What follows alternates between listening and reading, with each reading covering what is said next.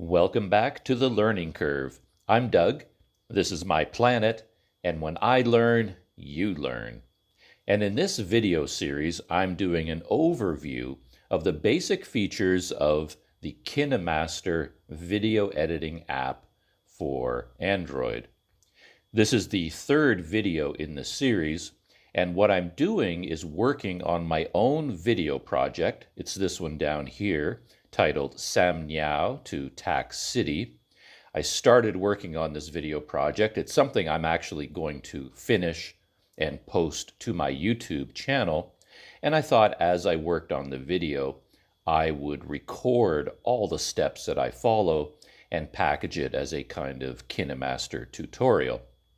In the first video, I went over this original screen, some of the settings, and basically creating a new project, giving it a title, importing video into that project, and doing some basic editing. And in that first video, I also went over the basics of inserting music, fading the music in and out, inserting some graphic elements, fading those in and out. And in the second video, I went a little bit more in depth into inserting photographs and text elements and fading them in and out and manipulating them. And today, in video number 3, I'm continuing to work on this same project. And I'm not entirely sure what I'm going to end up showing because, as I said, I'm doing this in real time, and the tasks I encounter will just come up naturally as I edit the video. But as I mentioned earlier, I like to keep backup copies of everything. So I generally don't even open an old copy of the video project I'm working on. This is the latest version here, Surmount to Tax City 02, and that's where I left off yesterday, in fact. But instead of opening this, what I like to do is make a copy of it, rename the copy, and then open the new copy so that I still have this as a backup.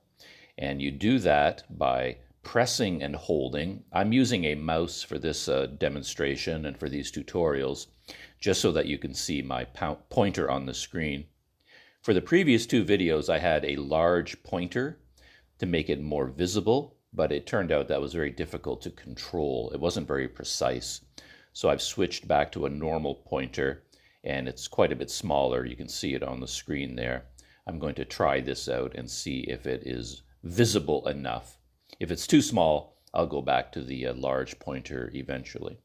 But I'm going to be using mouse techniques rather than touching the screen with my finger or using a stylus, just so that you can see what I'm doing. So, in order to make a copy of this video, you have to press and hold, and that will pop up a sub-menu. And with the mouse, I'm going to click and hold. And here is the sub-menu that pops up. There's the thumbnail for the video, the name of the video, and you can export a special project file, rename the file, make a copy of the file with this duplicate project selection, or delete the project. So what I want to do is make a copy. So I click on this, and you set the parameters. I'm just going to keep the original parameters from the from the original copy, the same aspect ratio, etc.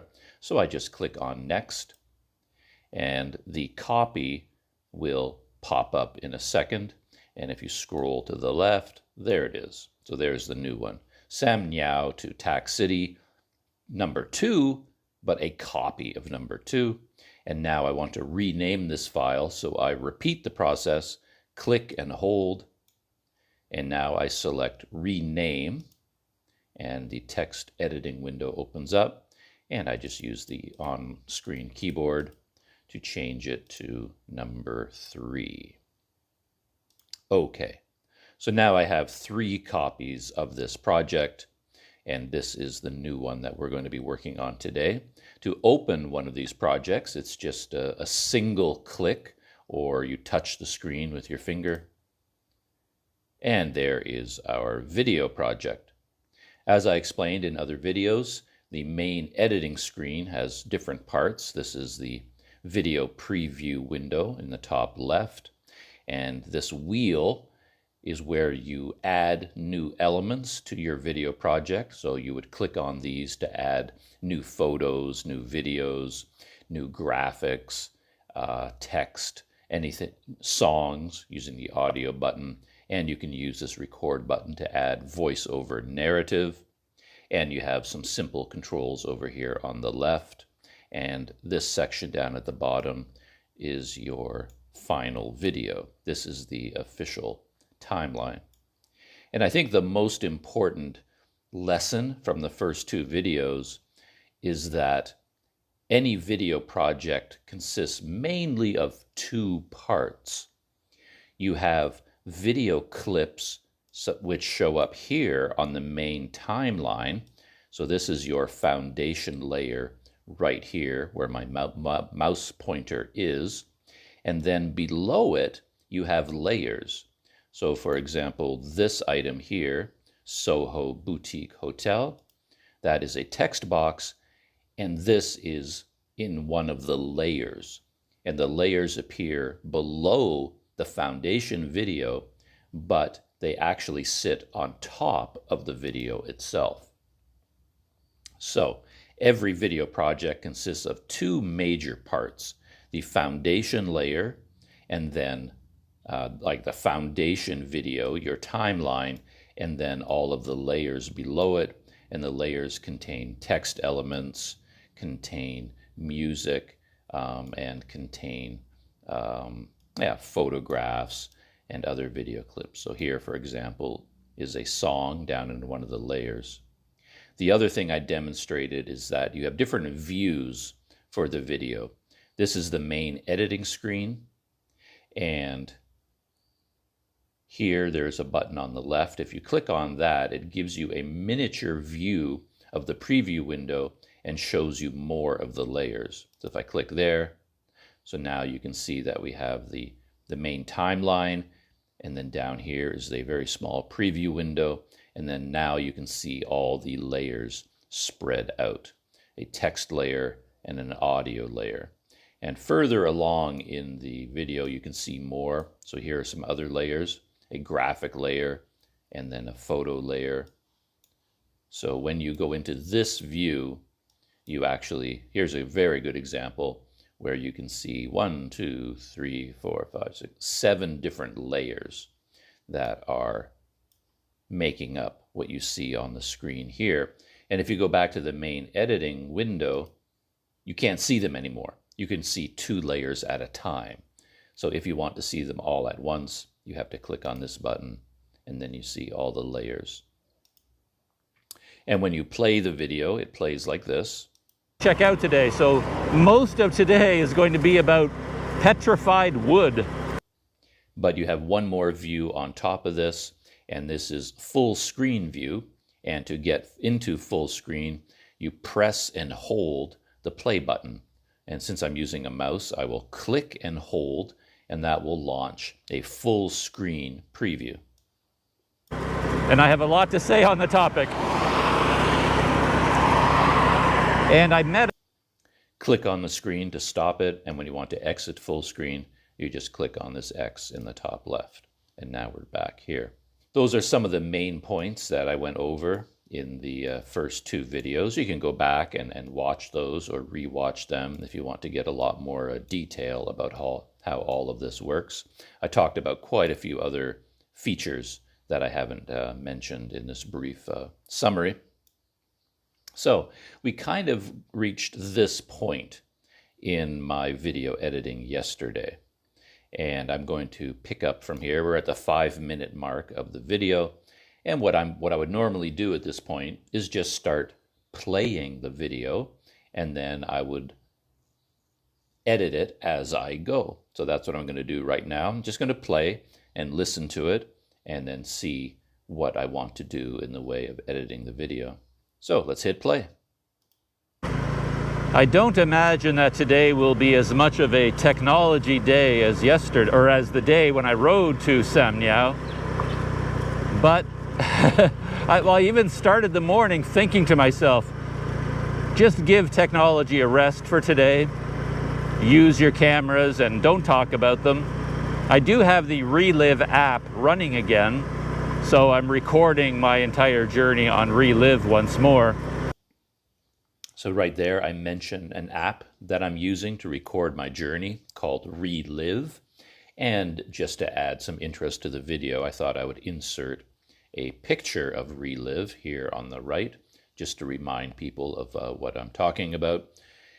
And in order to insert a picture on top of the video, as I explained before, it has to go into the layers.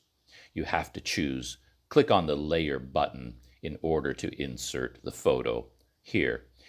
If you insert the photo by clicking on the media button, that adds it to the main timeline. And that's not what I want. I want it to be sitting on top of the video. So let's click on Layer, go to Media. This menu allows you to sort this list of folders based on either photos or videos. And I'm looking for a photo, so I only want photo folders. And now I have to think back. Where is this picture that I want? Scan down through the folder, looking for the right picture. Ah, there we are here. So I think this is what I'm looking for. Okay, here is a screenshot of the Relive app. So I'm going to click on that to select it, and it gets inserted here. Now this is quite interesting. This is something new, that the picture itself is a large 16 by 9 rectangle, but all I want is what's here in the middle.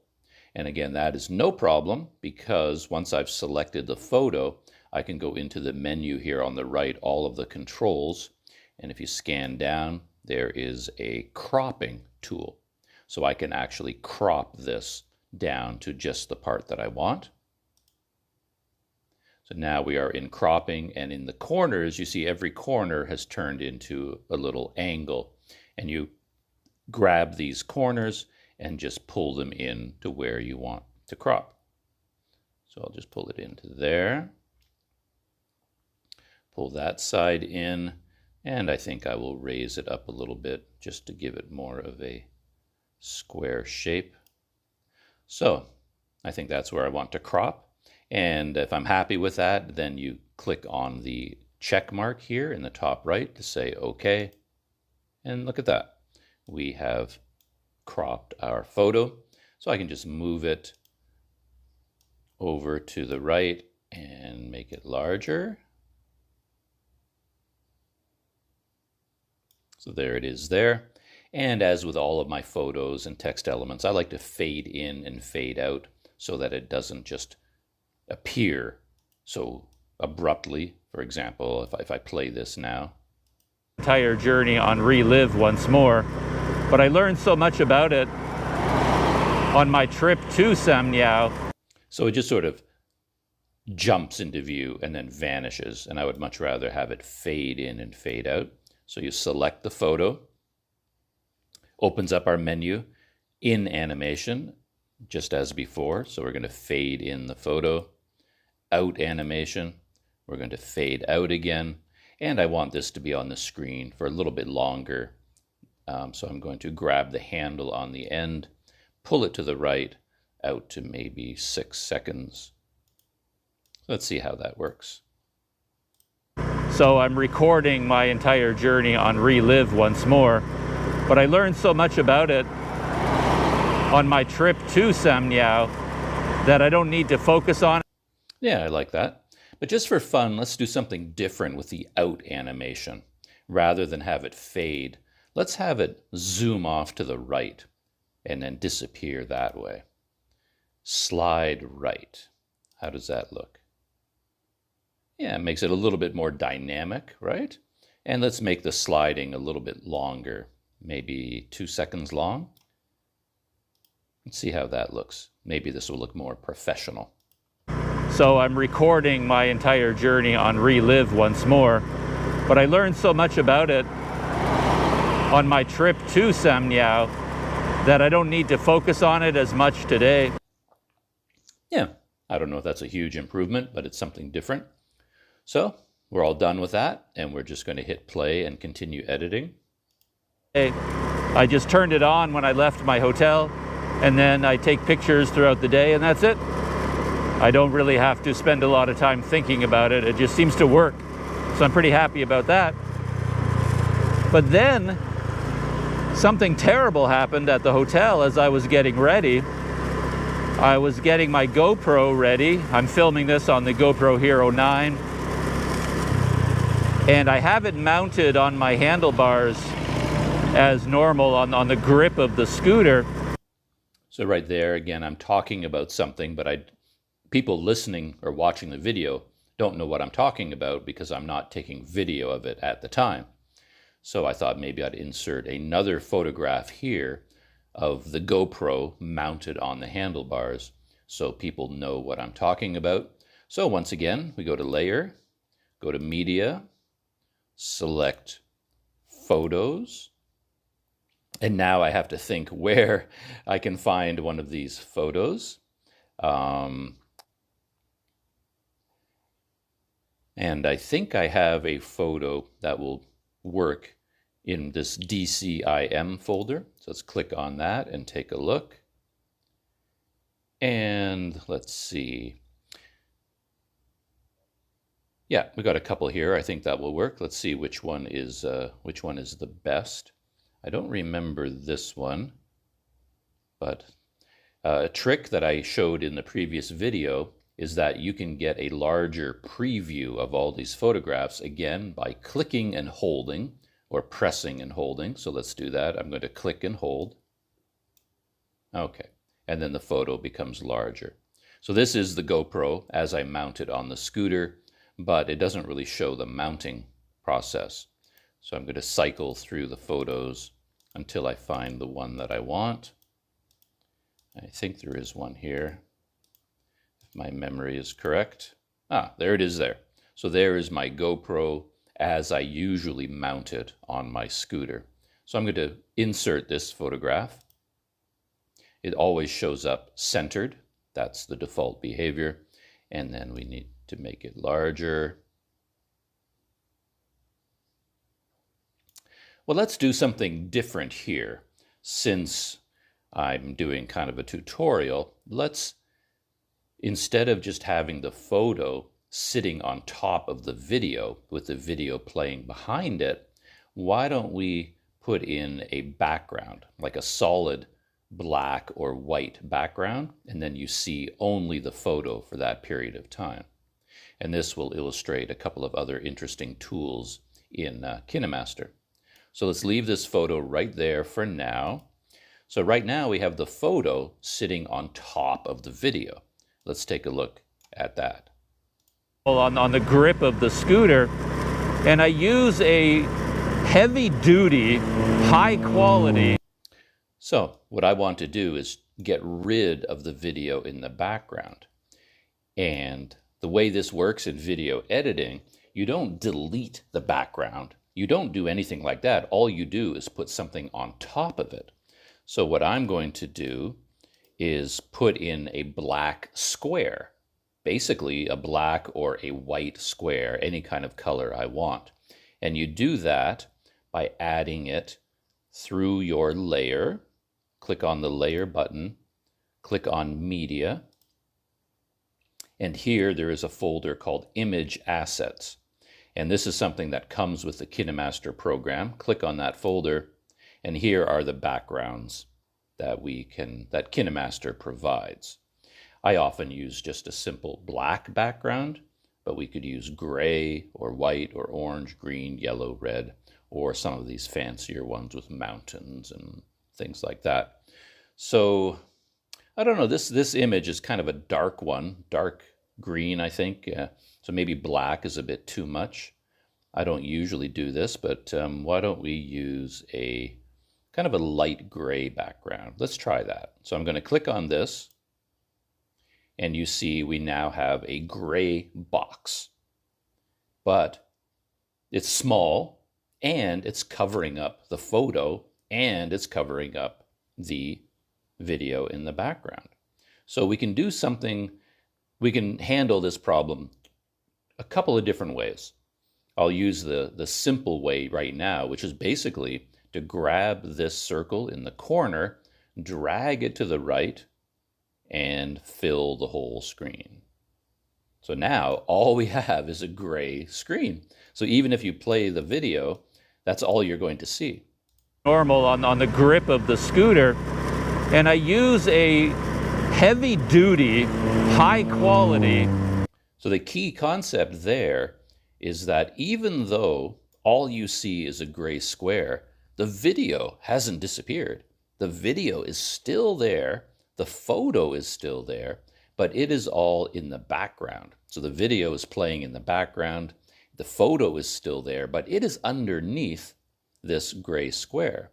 So what we want to do is move the gray square behind the photo, or take the photo and move it to the front. Let's do it that way. That seems like the more logical process.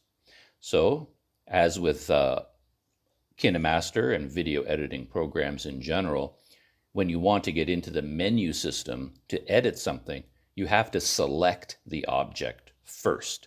And once you make your selection, then the editing menus open up.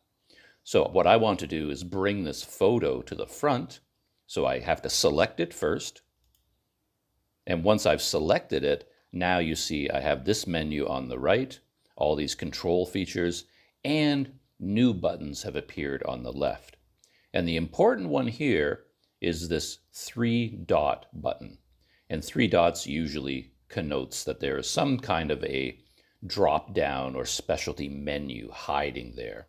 And this is the menu that we want. So I click on that. And now we get the duplicate button, which I demonstrated in yesterday's video. But below it, check this out. Bring to front, bring forward, send backward, send to back. And this makes sense when you think about it, because all of these objects are layers and they are stacked on top of each other. The gray box is at the front, the photo is behind it, and the video is behind both of them. So you can bring them forward or send them backwards. Bring to front brings the object all the way to the front.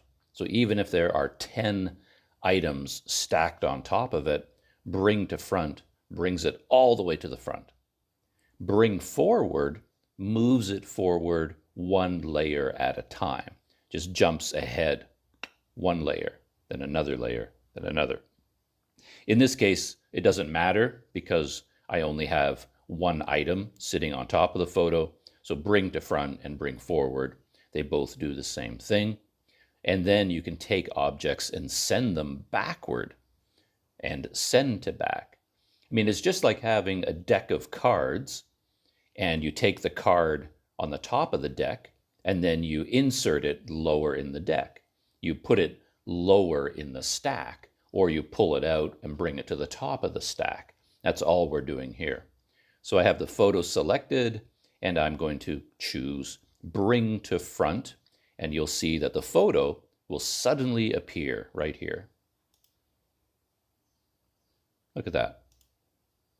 So now we have the photo sitting on top of this gray box, and both of them are sitting on top of the video. So let's play that. Bars as normal on the grip of the scooter, and I use a heavy duty, high quality. I guess that's okay. I'm not sure I like the gray, but I'll leave it gray for now. I can change it later on. But I do want these items to fade in and fade out. So I'm going to go through that process now. Select the photo in animation, fade in, out animation, fade. And I'm going to do the same thing. Well, if we have it just like that, watch what happens. Grip of the scooter, and I use a heavy duty, high quality. So the gray box just pops into view and then the photo fades into view.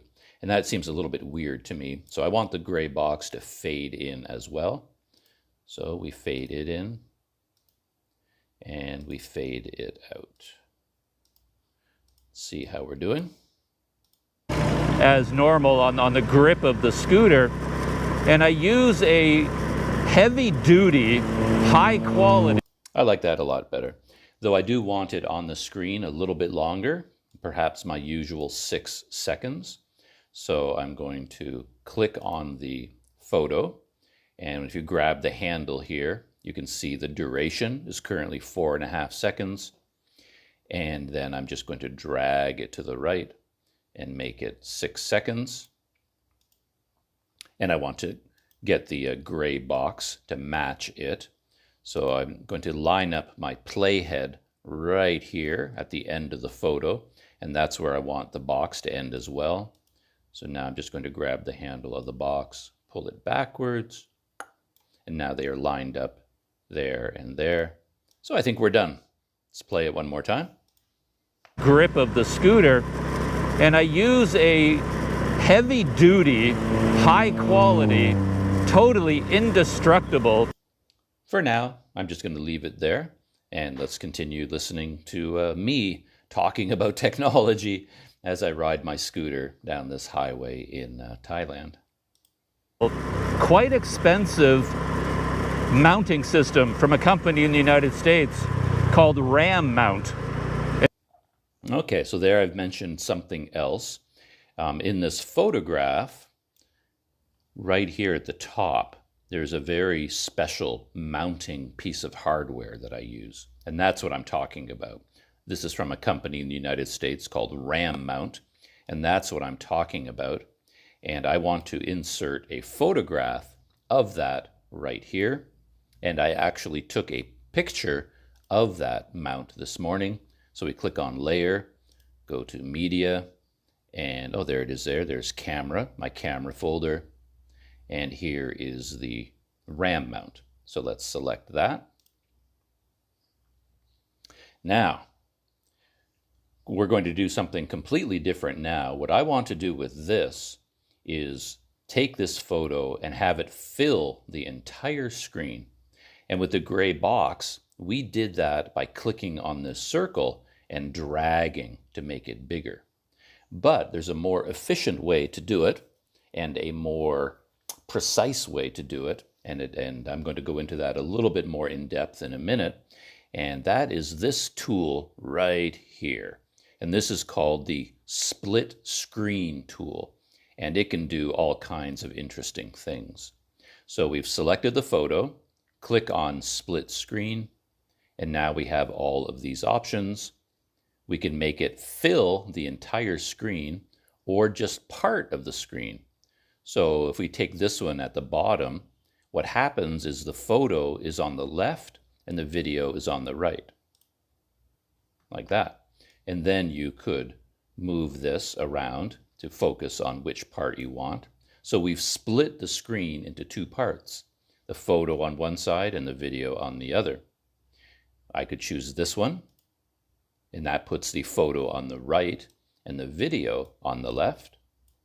This one, obviously, top to bottom. And this one as well, but the reverse. But what I want to do is have this photo fill the entire screen, and that's this button here. So that fills the whole screen now. So let's play that. Company in the United States called RAM Mount. And ever since I discovered RAM Mount, I've been singing their praises. I've been very excited about their products. I like that. But of course, I want to do something a little special. For one thing, of course, I want to fade in and I want to fade out. I want it to be 6 seconds long. And I want to put some text and perhaps an arrow on the screen just to make it absolutely clear what's going on. And as I showed in the previous video, if you want to add text or graphics, it also goes in the layers, and that's part of a submenu here. So we click on Layer, click on Text, and I want to put in the name of the company that makes this product, RAM Mount. There we are. put that, let's put it down here at the bottom of the page, perhaps. Now let's put it up here in the corner because I want to put an arrow pointing to the mount. And of course I want to make this more visible. So I am going to choose a larger font, and I am going to give the text a black outline, and then I'm going to make it bigger. How does that look? Looks fine to me. I am not a graphic designer in any way, shape, or form, so I don't know what looks good and what doesn't. I have a practical mind, but not an artistic one. So let's go back to layers. Now I want an arrow to point to the mount itself. And we go to our handwriting tool. It's a bit of an odd name. This is more like a graphics tool, not just handwriting. So here we can get an arrow, and we can choose the color and the thickness of the arrow. I'm going to go for a bigger one now. This little circle here, that dot shows you how thick the line is. I'm going to thicken it up a little bit, and I'm going to use a white arrow.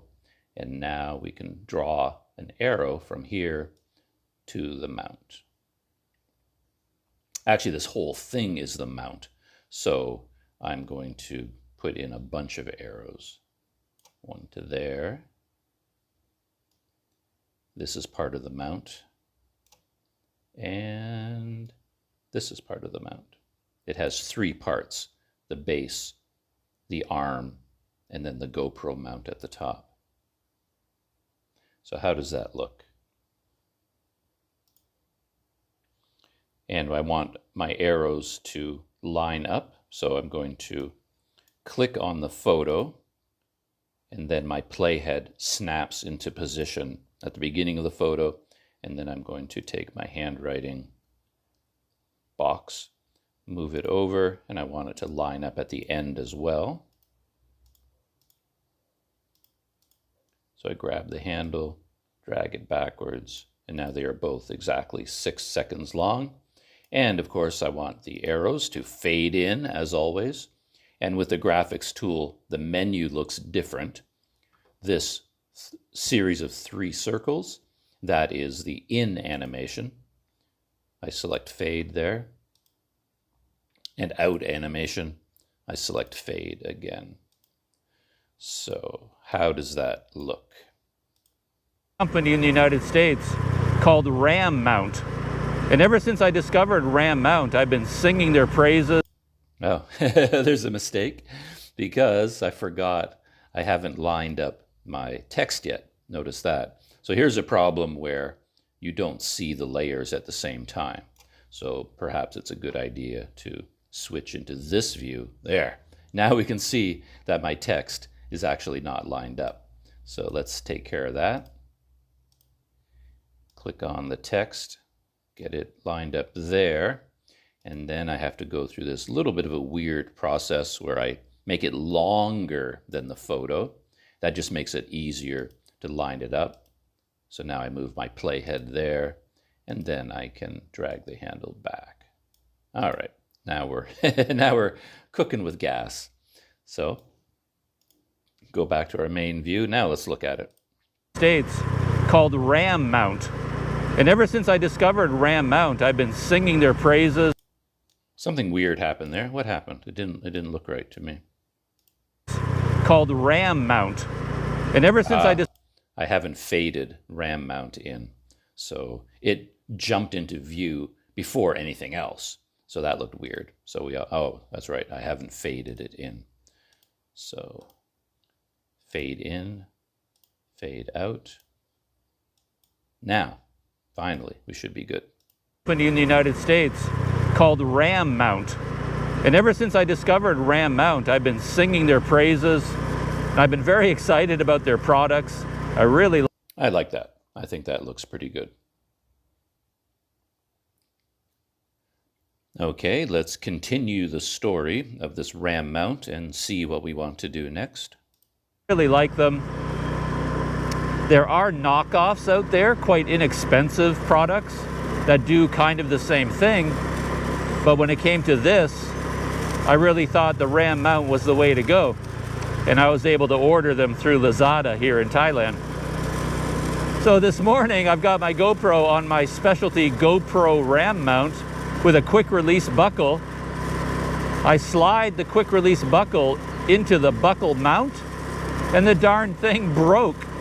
It has two arms that click into place, and these quick release buckle arms on GoPros, they have a tendency to break pretty easily.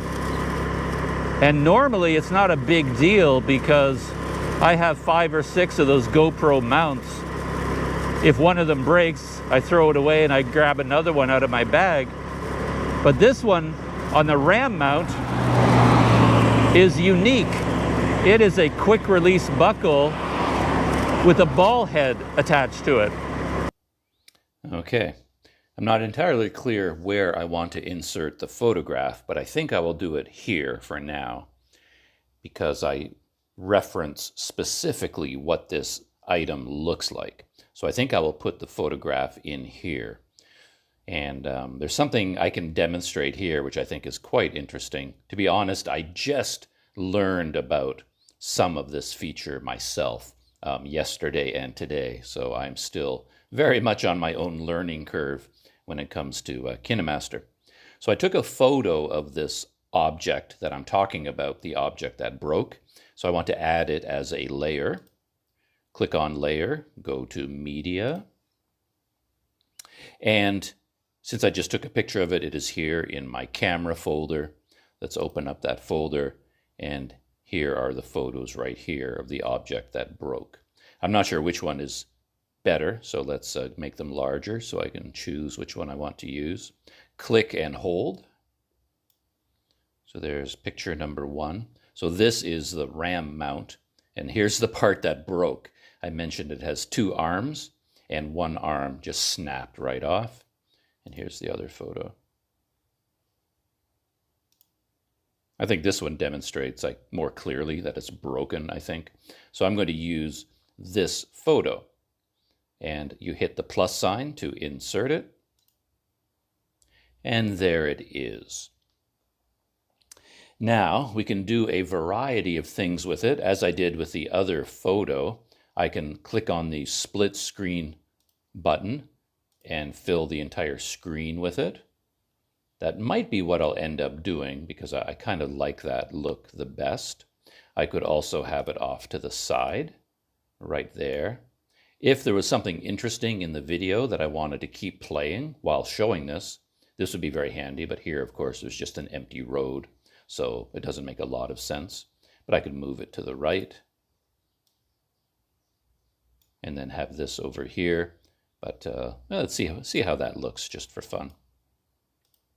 With a ball head attached to it. And this ball head is designed to fit into the RAM mount. But that does look a little bit weird in a way to have just half the screen because there's nothing going on in the video. So I don't think I will do the split screen approach. So we turn that off. Now we're back to the full photo. And of course I could fill the whole screen just by dragging the arrow and filling it that way. That works just as well. But you notice there is a lot of empty space here. This is my kitchen table, and maybe we don't need all of that kitchen table in the picture. Luckily, within the photo editing menu, there is also a cropping tool. So if we scroll down, here it is here, a cropping tool. So if we want to get rid of some of that empty space, we can just click over to cropping, and now you see that all 4 corners now have a circle with an angle on them. And we can drag that circle in to crop the photo.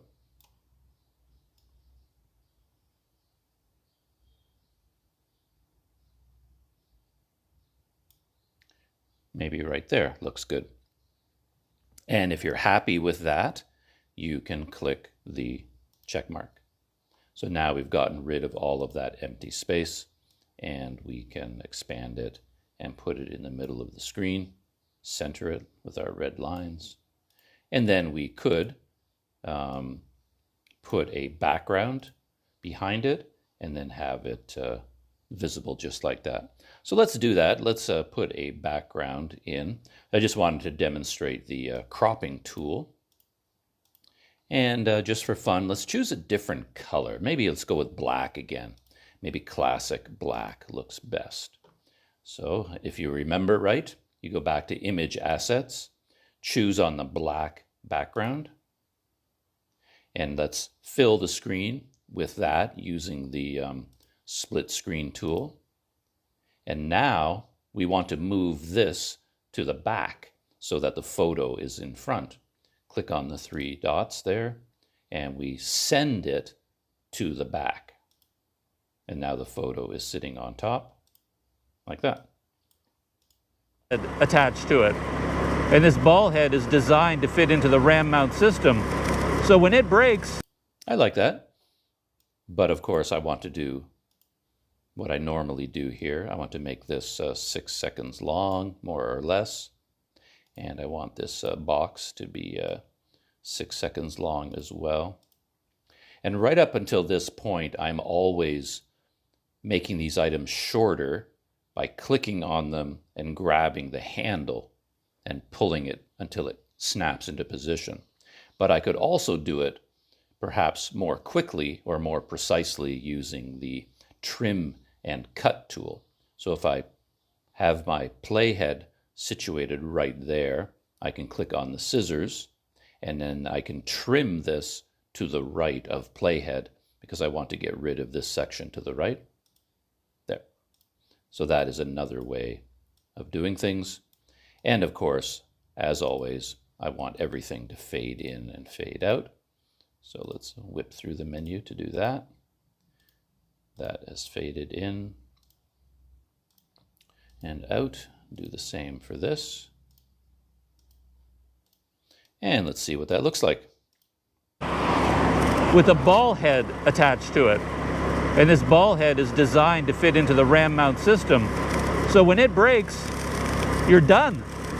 It's broken. You can't just replace it. So that was very annoying. So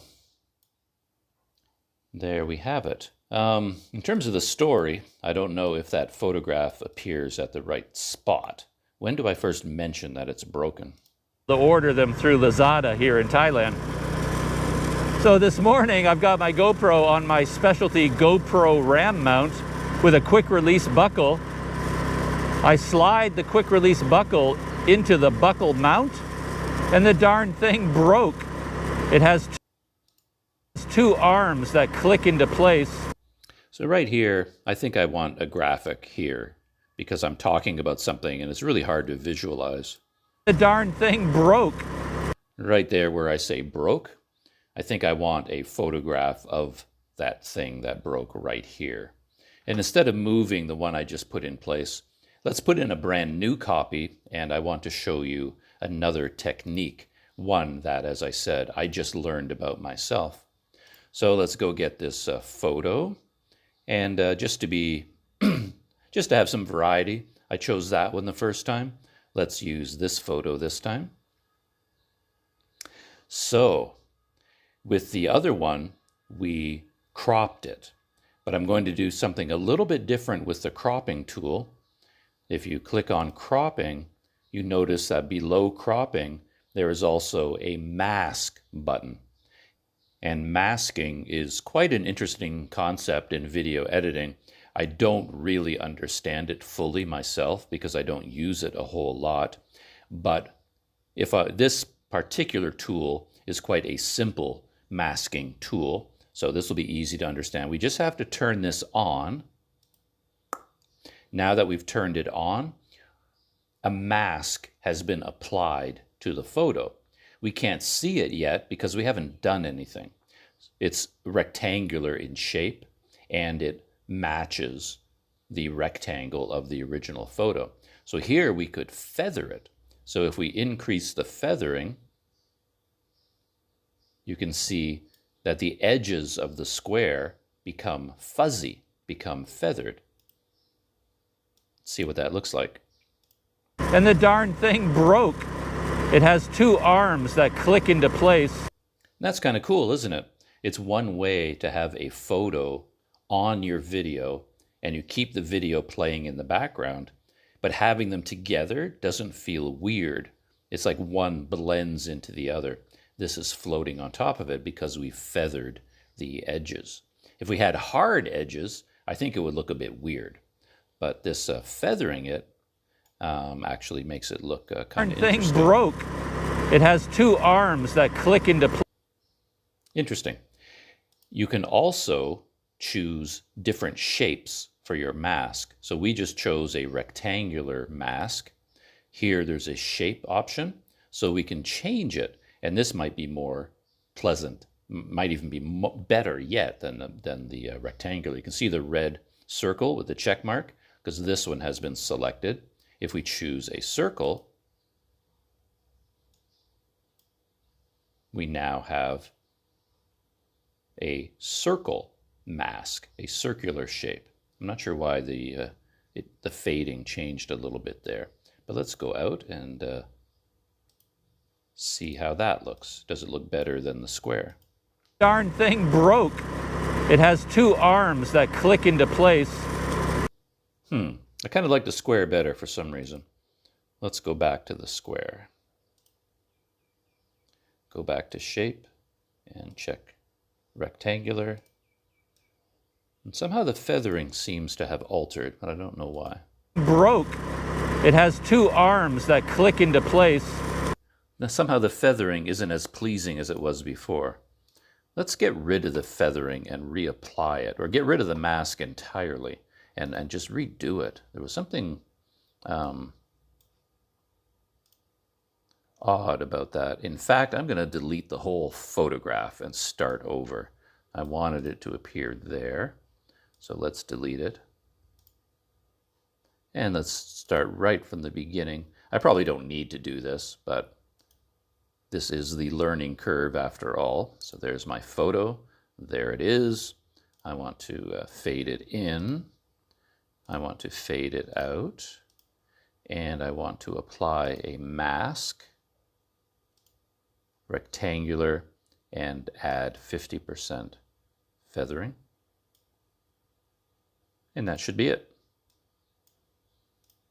And the darn thing broke. It has two arms that click into place. Yeah, there's something about the feathering that looks nicer now that I redid it. So, yeah, something changed before. And I want it to be on screen for 6 seconds. So I'm going to pull this out to 6 seconds. Look at it again. And the darn thing broke. It has two arms that click into place. One thing I'm curious about is whether it's clear to people what broke. Here's the piece that broke off, and there's the arm that it broke off, and here's the one that's still connected. So I'm wondering whether there should be some sort of a arrow pointing where it's broken. Let's do that just for fun. I want the arrow to show up right at the beginning of the photograph. So I line up my playhead, go to Layer, go to the Handwriting Tool, and now arrow is selected. And this is a bit weird. Even though I'm at the beginning, I can't see my photograph, so actually I have to have the playhead sort of in the middle of the photo so I can see what I'm doing.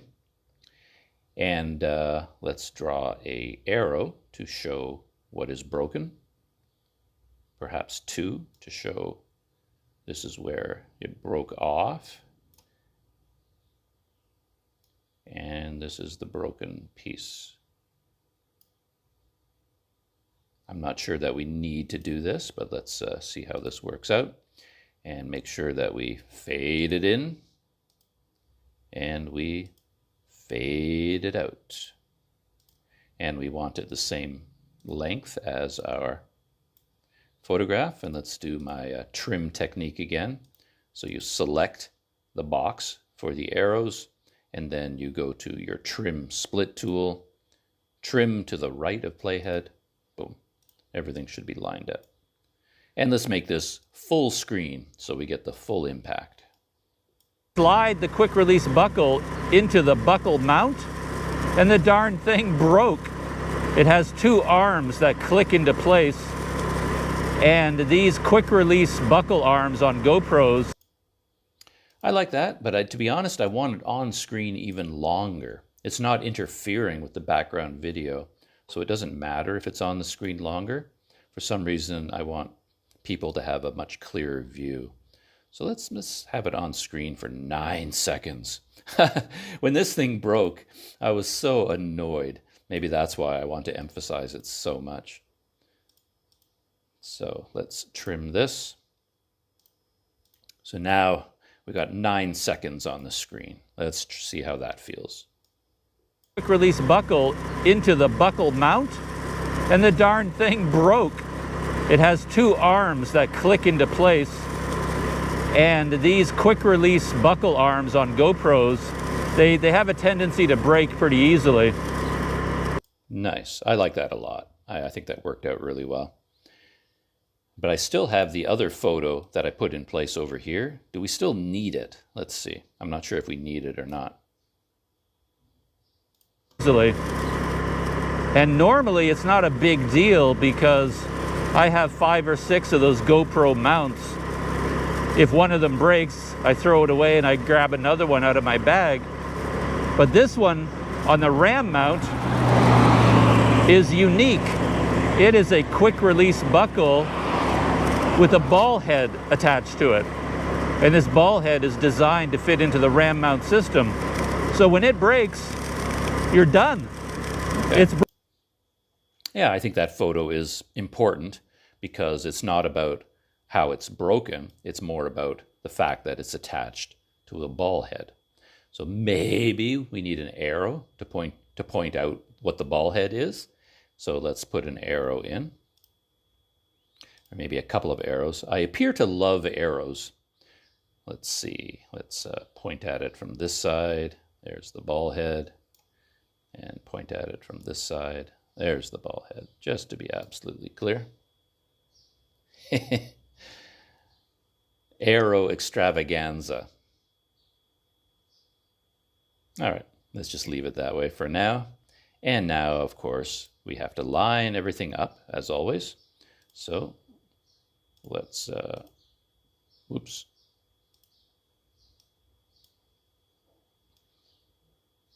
Drag that so it clicks into place.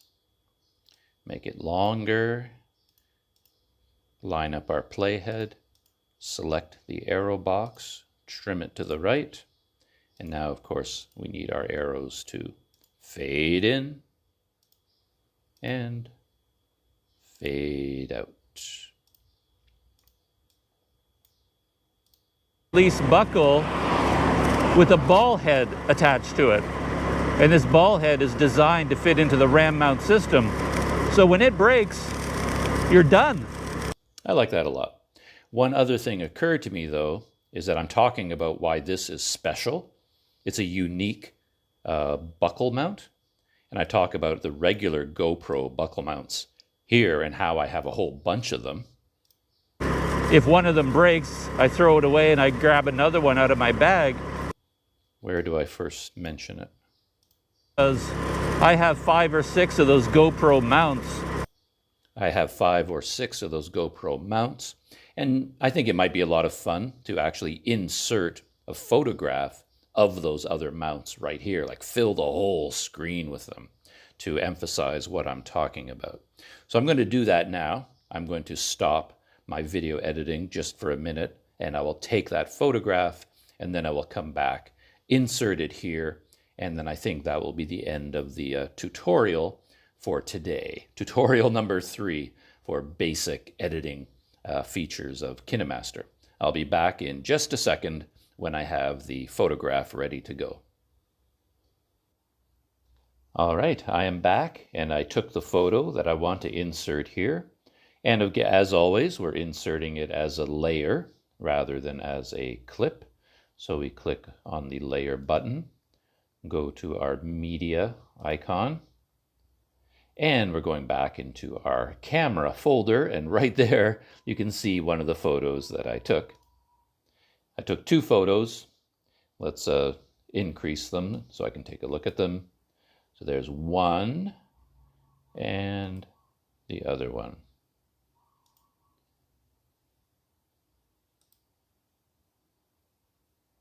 I'm not sure which one I like better. This is the first one I took, and I ended up putting them in different directions, either facing forward or backward. And then I thought, maybe I should have all of the arms pointing forward, because this is the part that broke, these arms. But I'm not sure which photo I like better.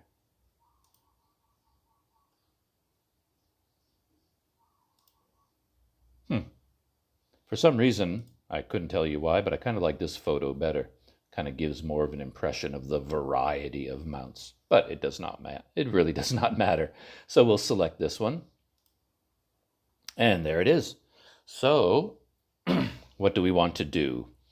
Do we want to feather the edges? Do we want it to fill the whole screen? So there it is, filling the whole screen. Is that boring? Because we start here. Oh, okay, this one is feathered. Broke.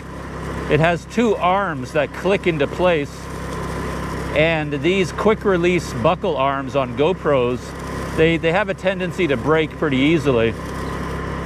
And normally it's not a big deal because I have 5 or 6 of those GoPro mounts. If one of them breaks, I throw it away and I grab another one out of my bag. So, I don't know. Let's try a feathering approach just for fun and see what happens.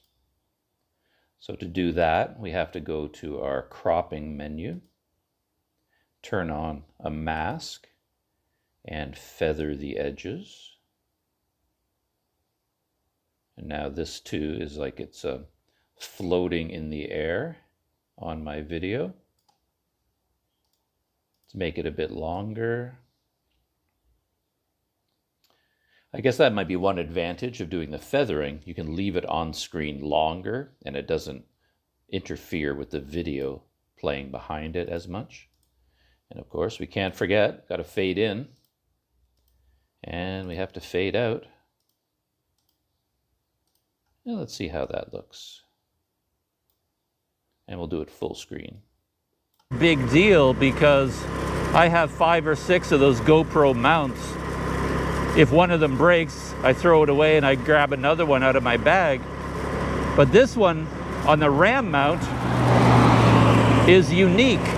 It is a quick release buckle with a ball head attached to it. And this ball head is designed to fit into the RAM mount system.